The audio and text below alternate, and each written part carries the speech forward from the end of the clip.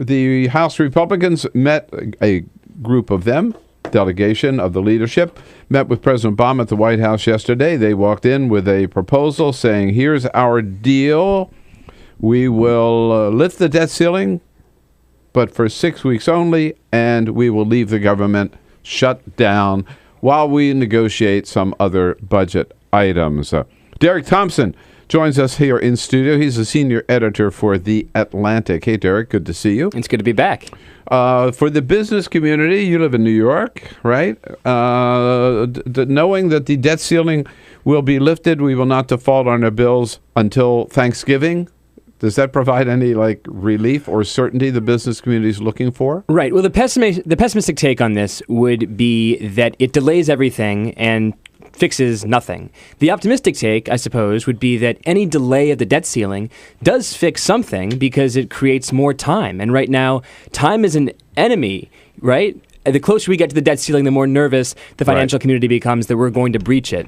And we saw in 2011. Why are they going to feel good if they get a relief for only 6 weeks? Oh, I don't think this is the ideal solution at all. All I'm saying is that certainly the closer you get to the debt ceiling, the more nervous the financial community becomes. And we saw this in 2011. You saw the stock market start to really dip as we got closer to that X date. We saw interest rates begin to creep up a little bit, especially in short-term bonds. So the financial community gets more and more scared the closer we get to the debt ceiling. And so to a certain extent, I suppose you could say that any delay to the debt ceiling would probably make them feel a little bit better. At the same time, from the president's perspective, what does he get out of this? The Republicans have basically just asked for overtime. They've said, we understand the game ends October 17th. We'd like 6 more weeks to basically find things to make us do our job. And at the end of the day, that's what we're negotiating about. What do we have to give Republicans to force them to do their job, to fund the government, and to raise our borrowing authority? Because the other side of this so-called deal, right, would be the government remains shut down. Why leave the government shut down?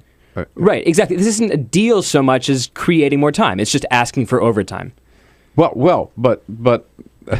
for the government, it's not asking for overtime. It's leaving the government shut down. So all those people who are now out of work, all those contractors are not getting paid. That just continues.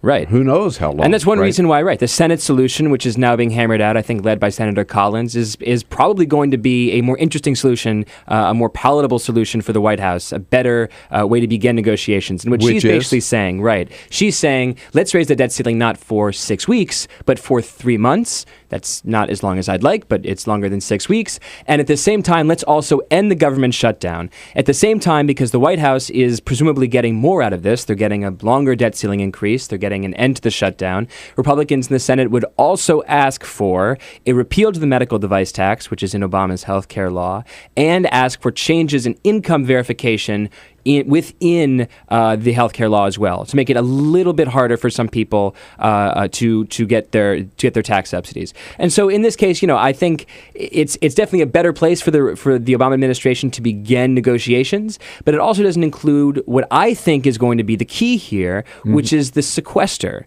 The sequester, we forget, is still here, and it's still slashing spending at a time when the economy isn't strong enough to support it.